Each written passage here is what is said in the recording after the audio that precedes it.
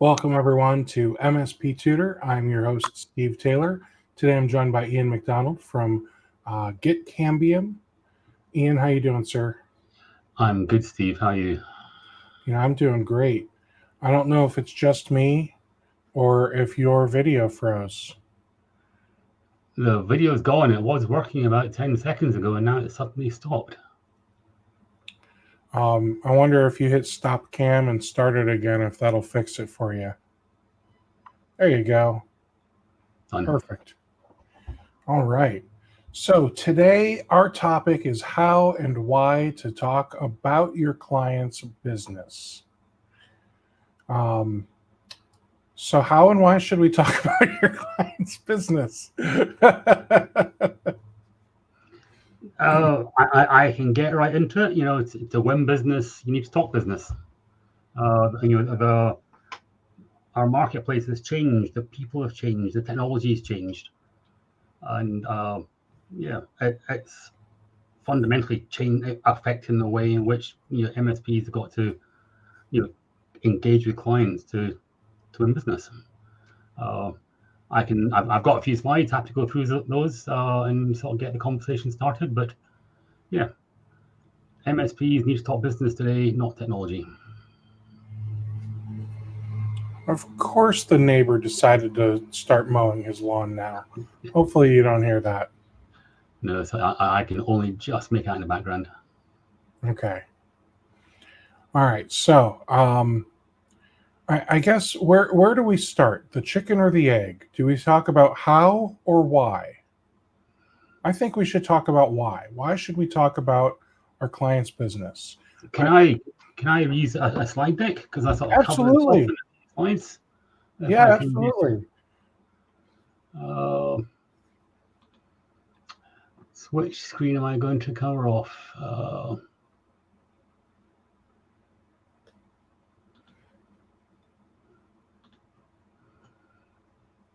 So hopefully that's going to work. It does. So you can see that screen. How and why to talk about your client's business, MSP Tutor. Yeah. Guys, he made a custom slide deck just for us. Isn't that cool? That is cool. It shows effort. It takes me back to, I used to be an academic. I used to teach at Edinburgh University, and this is taking me back to that role. So it's fun. So yeah, why do MSPs need to talk and understand their client's business? It's looking at some of the sort of work done by CompTIA and others.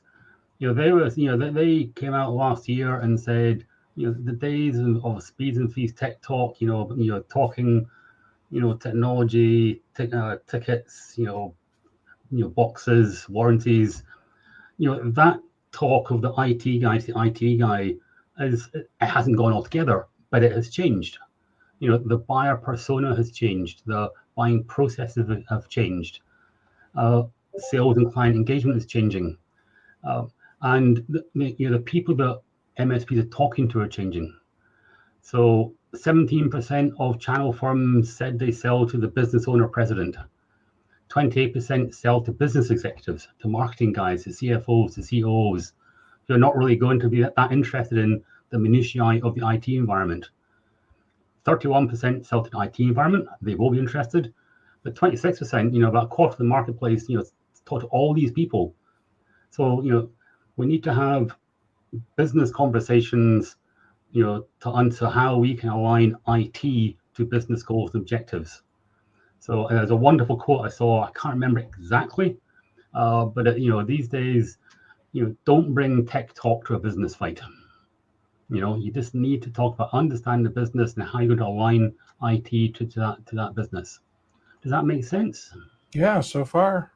Yeah, and sort of updating it this year. So 2023, things are changing. 2024, to succeed, MSPs really have to understand their client's business. How they can use technology to help them meet their business goals, how they can use IT to manage risk, to achieve compliance, reduce costs, to increase revenue. That's what the client wants to know. And the MSPs are really show what they do will help their client get to where they want to be using technology. So it's moving from being the provider of boxes, licenses, to the strategic partner, the IT people who are going to use their know-how, their solutions to support the business achieve its objectives. And again, just a further sort of validation of that is from Capterra. For MSPs to deliver value, they need to understand clients' business at a deep level, and then collaborate as true partners. And it's once you get to that conversation about the business with the business owners, the leadership team, that's when you trust the partner. That's when you make the money.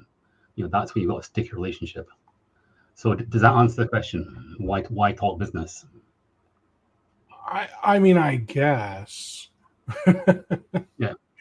Yes, it does. And in theory, the observations are, things have changed, and talking business, you need to align IT solution services know-how to your client's business and how it's going to make their business better. And getting into, so what does it actually mean? And this is all about, this is not looking at particular tools or methodologies. So I'm just looking at some very, high-level principles. So how do you get to understand your business? Step number one, key step is discovery. It's fairly straightforward. Go and ask right questions. As the awesome Jeremy Nelson from Pax Academy says, the first meeting with the prospect is all about asking the right questions, asking about the business, their goals, their objectives, their priorities, their budgets, their people, what keeps awake at night. Just getting that know-how, the nuances around the business and how they're going to work. And to do a discovery, to do it well, MSPs should put together a standardized set of questions. They can a discovery meeting probably going to be an hour if we're seeing a sort of a prospect for the first time. So 10 questions. Who are you? What does your business do? Why are you successful? What are your objectives? What keeps you awake at night? Just probing into the business and understanding it, and understanding how you're going to sell your services to support that business, and you're looking for opportunities to, existing client upsell, cross-sell. Where are their gaps? There are tools that look at gaps from a technology push, but this is the client pull. What should you be doing that you're not doing today? And it's all talking about the business and their IT environment. And the questionnaires can also set the baseline for the future engagement. It's, so it sets baseline for setting priorities for the business, setting their proposals for roadmaps. It all tracks back to the discovery conversation and what you're trying, how you're going to add value to business. And it also tracks through to QBRs. You talk to the business today. In 3 months' time, you're going to do a QBR meeting potentially and talk about how you've delivered recommendations, projects that are going to help the client reduce risk, achieve compliance, whatever that might be. And on the flip side of it, do discovery to understand if it's a right client for you. So a lot of people talk today, and I was at the PAX 8 Beyond event last month. There's a lot of talk about make sure you're selling to the right client. The client fits your business. You're asking about the number of employees, the location, their sector, who they're selling to. So it's got two sides to the coin. Understand the business, about what they're doing, and understand if the business is a right fit for your business. It fits your stack, your services, your geography, etc. And I just want to add, excuse me, I just want to add that discovery does not stop once you've done it the first time for a prospect.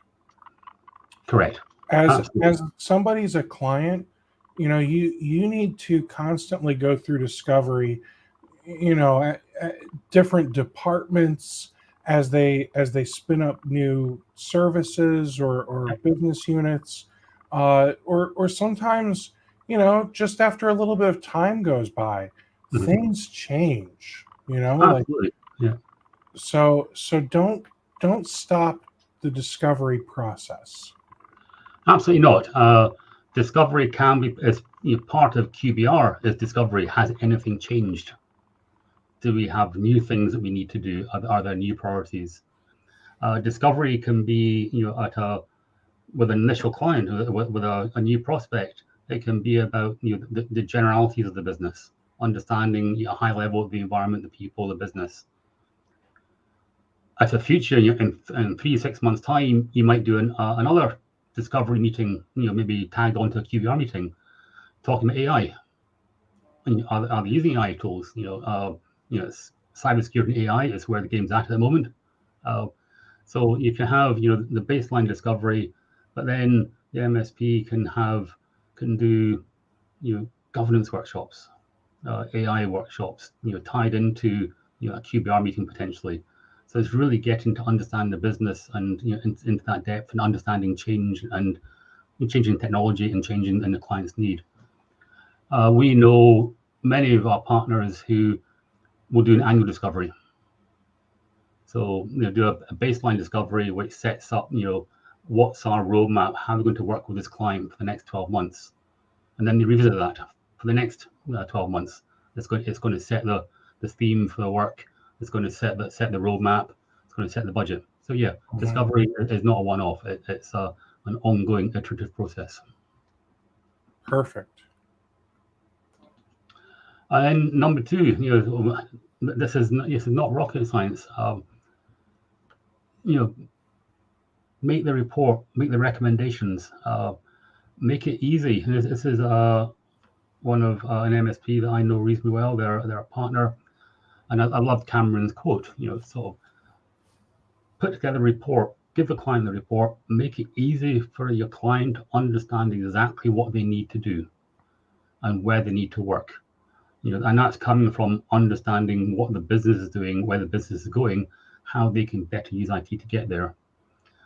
And typically what we see and what other people say is you get the right report, you give them something which is business focused, business aligned, sells your know-how, and it will differentiate you from your competition. The client doesn't normally get that. So make it concise, make it focused, make it aligned to their business need. And the report it's not a report that says, hey, here's how we can help you. It's about what is the client doing well, and so you can highlight what's the client doing well. Where can their IT environment be improved? It's aligning the MSP's solutions, services, stack, and know-how to the client's business goals. If you get all of your clients, you're aligning them to your stack, you're going to make, in theory, higher margin from those clients. If you're not doing customized work for them or bespoke activities for them, everyone's being brought onto the same stack, you can make a better margin. And you get the report right, and the report is coming from a discovery meeting, a discussion with the client. So that the recommendations are aligned to issues and priorities agreed with the client. So when you go back to the client to say, hey, here's the report, we made some recommendations, what do you think? It's easier to overcome any objections because the report is based on what they said they need and where they wanted to go in their priorities. So you can track it back to that baseline. Hope again that makes sense. It does, yeah. And the whole approach, the whole framework lets you develop, a really strong client rapport. You're not just there to sell them something. You're there, you understand, you've taken the time to understand their business, understand how you're going to make the business better. And to quote one of our partner MSPs, it lets you build that level of trust with a client because they know that you understand their business and their systems and where they're trying to get you to. And this doesn't have to be horrendously time consuming. An MSP can put together a standard template. So it's used, if it's got multiple account managers, sales team, geographically spread, you've got a consistent approach to go to client. You've got a standard methodology. It makes things easier to put together the report. You can use a tool, what will make it easy, structured, consistent. So this doesn't have to take, putting a report together doesn't have to take days or days or whatever. You can do it in an hour, a couple of hours, using the right tools. And going back to Cameron's comment, he said, our clients know that we're here to help them. Okay, they know that we're here to, as a business relationship, but we're here to help them, not just to sell them something. And there's quite a big or subtle difference there. All good? Yeah, that's perfect. I've got nothing to add. I'm sorry, I'm zooming through this way too quickly. That's one of my flaws, is I speak too fast and in Scottish. No, you're doing fine. And point number 3 is, business focused QBRs. Go see the client, the prospect, the existing client. You're doing discovery, you're making recommendations, you're putting together the roadmap, you're setting the program of work for the next 12 months. You're going to measure that. And your service leadership, most people that I know, certainly in North America, know service leadership, know Peter Kajawa. His research, on their report last year, if you look at the OML 5, if you like, the highest performing MSPs, they've got 5 common characteristics. One of them is they do QBRs. They do QBRs consistently with their clients. They're business led. They're looking at, how do we use IT to help the business drive revenue, to reduce cost, to reduce risk. They charge for QBRs. They build them into their managed service, for the annual agreement. And they use, again, a systematic automated process to make it easy. You don't have to sort of reinvent the wheel every time. And doing QBRs can be a whole separate conversation. You can have an MSP Tutor session on, how do you do QBRs? We can't do it today. But if you do the QBR, you do discovery, understand the business, setting the baseline, setting recommendations. The QBR is a business-led QBR, which then tracks and measures progress against that baseline. That's that's what we're seeing. That's how we see the direction going, and practice and other evidence would sort of support that. So I don't want to get too deep into the weeds here, but your slide mentions operational maturity level. Is there somewhere that MSPs can go to learn about the different levels? Yes, I mean, and there's different ways you can measure it. I think Service Leadership talk about operational maturity. So I think if you're a ConnectWise user, or if you go into their Evolve groups, peer groups, they measure OML. You can look at your tiers. What tier is your MSP in? Your 1, 2, 3, 4 MSPs. So I think we particularly focus on, in our business, on tier 2 MSPs, probably at $2 to $5 million US revenue, 20 plus people, around 20 to 50 people. So the easy way to do it, Google it, go to CompTIA, go to Kaseya, go to ConnectWise. They've all got their versions of this. They're the same thing, they've just got different terminology around it. I don't think, as far as I'm aware, that there's no common standard or no common language. It's a fairly consistent language, but there's sort of subtle nuances between them. Yeah, and that's the one thing that frustrates me about, and this isn't a dig at ConnectWise, but we've got these operational maturity levels, but ConnectWise may say that you do these 3 things one way and you're in OML 3, but then some other organization may say if you do these things a different way, you're in OML 3. Mm-hmm. So that's the one thing that MSPs need to watch out for in this space, is a lot of things that come to how you run your business are more nuanced. It's not black and white. Yeah. So you may be an OML 3, or you may be a 2, you may be a 4. it really depends on which benchmark you're using. Yep. Yep. But the most important thing is if knowing your OML level is important to you, then you need to consistently use the same benchmark every time you score yourself. Yeah. Yeah. I absolutely agree. I think service leadership on their OML 5 or their OML categories, I don't think that they're too prescriptive.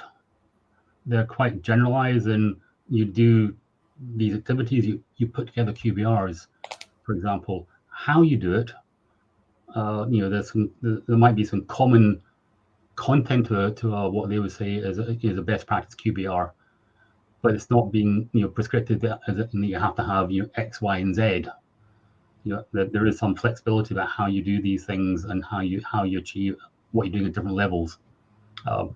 Always remembering, I refer to the fact I was in a previous life I was an academic, and I used to teach entrepreneurship, how to start up new companies. And one of the key sort of themes around entrepreneurship is you get lots of people giving you advice. You have to be selective in who you listen to. What might determine success is who you listen to. So MSP is going to get lots of advice about go do QBRs, but what people like some leadership do are looking at research across a large population of MSPs and trying to sort of give you that learning from that research, and it's useful. It's not the answer to everything, but it certainly drives. As you say, it gives you a benchmark. Absolutely. And then, discovery, put together reports, put together recommendations, do QBRs. It's all business led, and the point about research. If you look across, this sample of, and I think the service leadership have a pretty big sample of MSPs. If you do QBRs, MSPs that do QBRs that are business led, that focus on how they are going to help the client increase revenue, reduce cost, reduce risk. They have the potential to increase profitability by 2.5 times and increase their gross margin by 17%. Not everyone's going to achieve that, but that is potentially the difference. That gives you an indication of the difference that this process will have. Having a process, being business led, measuring that and delivering value to the business. That's at the end of the day, that's the outcome you might be looking to achieve. And this is actually my final slide, and we're only 20 minutes in. Moving away from the service leadership, that sort of empirical evidence and that research evidence about its practice. I've loved this another quote from a partner that we've worked with, and I think it puts together. They put the message across better than I do. Their quote. They talked about we want to understand our clients. What our clients are doing at a business level. We want to know where they're going to go and how they plan to get there and their values. And the great part about this quote is we want to do what's best for the client and go on a journey with them, go on the business journey with them. And if you get to that position with a client, you're the trusted partner, you're probably going to be a long-term sticky partner with them. That's arguably what you want to be. And for this particular partner, following that process, they've got less churn, they've got more recommendation of clients recommending them and more referrals, and they're winning new business. And this is all about, why do you need to talk business with clients? You need to talk business to win business. And Europe is a great example of that. Mm-hmm. So earlier you talked about, we're done with slides, right? We're done with slides. Okay. It's now, yeah. So earlier you talked about, the importance of doing a QBR. And I think one of the things that a lot of MSPs find themselves doing is preparing all kinds of crazy reports for QBRs. And what I mean by that is, let's show them all the different things that the firewall caught, and let's show them all the different viruses and ransomware attempts that the EDR caught. Yeah. But so it's almost like a lot of MSPs want to do show and tell for validation, like, hey, can you give me a pat on the back and tell me I'm doing a good job, rather than using that QBR as a way to dig a little deeper into your client's business and learn about, like we said earlier, discovery, right? And learn about what their goals are for the next 12 months or 3 years, 5 years, however deep you want to go, right? I think honestly, understanding your client's 5-year vision is crucial to you being able to make recommendations as far as, all right, in 5 years you want to be here, and in order to be here, you're going to need these tools and services to be able to function at a high level. So how do we get from where we are to where you want to be, and how do we spread out that cost or whatever? How do we spread out the work, the budget? So that way it's not a huge project? That's what QBRs need to be for MSPs, and a lot of times they're just really missing the mark. I'd absolutely agree. I think what you're talking about is, I agree with you. That's probably best practice these days. Talking about number of tickets resolved, time to resolve, how many threats have been blocked, etc. That's nice to know. Somebody in the business will probably want to know that. But the people on the C-level team, the leadership team, the marketing guys, they probably won't be that interested in that. They're probably going to be interested in how do I make sure that my data is safe, and how do I achieve my compliance? Because if I'm dealing with Visa card transactions, is my data secure? Am I compliant? That's depends on the MSP. If you want to provide those sort of services, that's what you're measuring. That's what you're looking at discovery. That's what you're measuring and reporting on in a QBR. It also depends on the client. Smaller clients, family businesses, less than 10 employees, busy people, they might not want to go into, let's look at a detailed look at the future, because I'm trying to figure out what I'm doing tomorrow. So arguably for smaller clients, the QBR won't be a great fit. But having that conversation to actually understand where the business is going is useful. That's when that should be working. Doing a sort of an update, maybe not quarterly, every 6 months, would be useful. But more and more MSPs, I think, that we see are going from small business to mid-market. They're just going up the value chain, where the businesses are probably a bit more sophisticated, a bit more professionalized. They want exactly what you've just said. They want a QBR measured against a 5-year plan, achieving that plan, the goals, the objectives, the roadmaps, the schedules for the next 12 months. Yeah, absolutely, yeah. So, the name QBR, I think, is a bit misleading. It's a quarterly business review, but I don't think every client of yours needs to be met with every 3 months. Some of your clients will be fine meeting and doing a big review once every 12 months, once every 6 months. Some of them might need to be done monthly. Yeah, quite possibly. There is, again, there's no right or wrong in this. If you read the Service Leadership Report around these OM05 MSPs, one of their findings is that these MSPs will religiously do quarterly QBRs. They will build the cost of delivering that into their managed services agreement. They've got a systemized process. It doesn't take too long for the business to prepare them. They can prepare them in a consistent, uniform way. But it all depends ultimately on the client, the people in the client.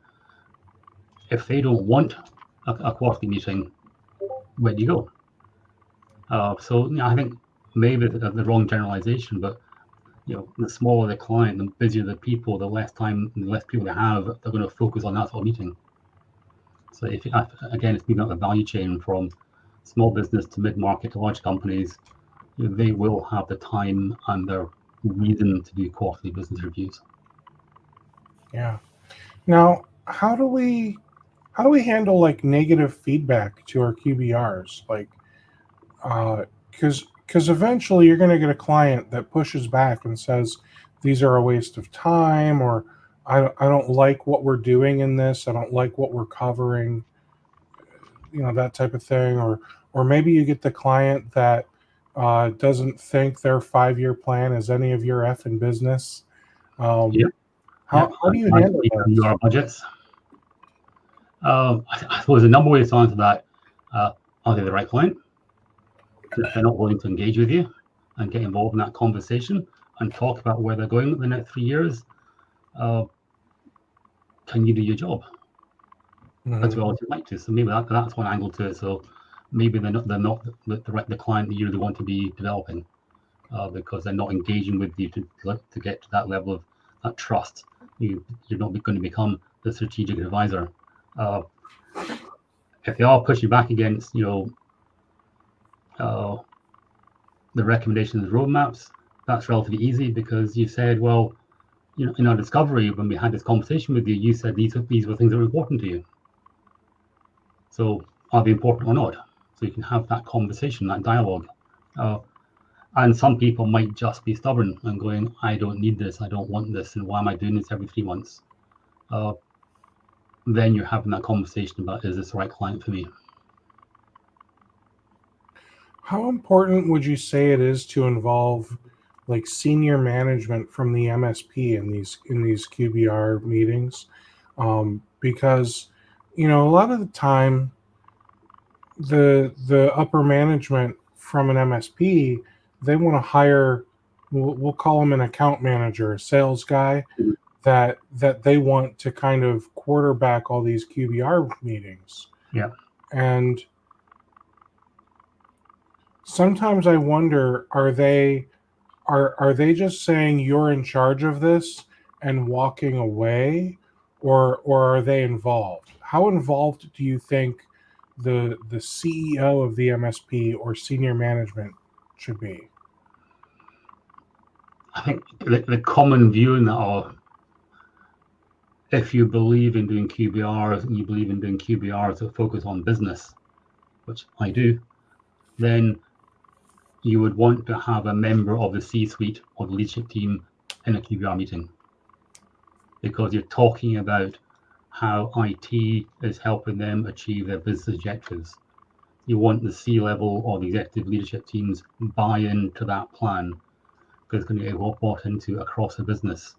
The business is supporting the plan, because if you're delivering security awareness training, you want the business to be bought into that, because you're asking the team, their employees to do, to get involved in a particular program activity. So you probably do want you do want C-level or leadership team involved in QBR meetings to make sure that the business is bought into the proposals, the roadmaps, the activities, and the projects. I think that's not a nice to have, that's a must have. Not always easy to achieve, but just try and get there. Are you aware of any strategies that MSPs can use to keep QBRs engaging and avoid them becoming routine or redundant?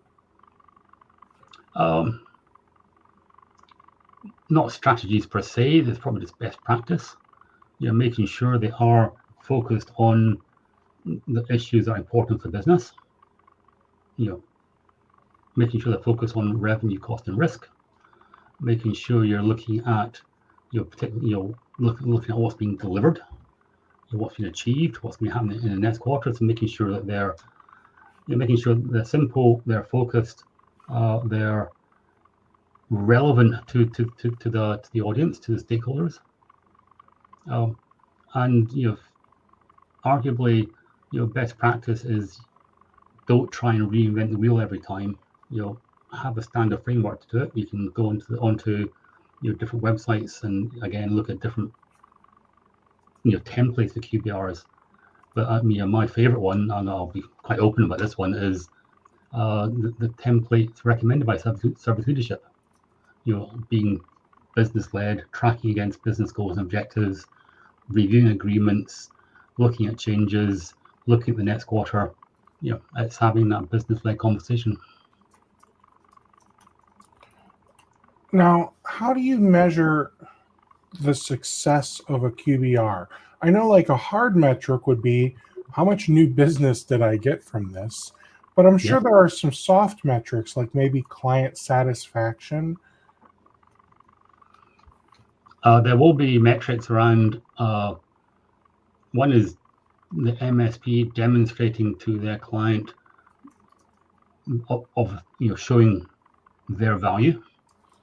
So what projects have been completed and delivered within the quarter, what has been achieved in the quarter, what's going to be achieved next quarter, and showing, keep on banging on about this, showing how it's helping the business get to where it wants to be. So it's not just looking at, as you mentioned, sort of ransomware attacks or things like that.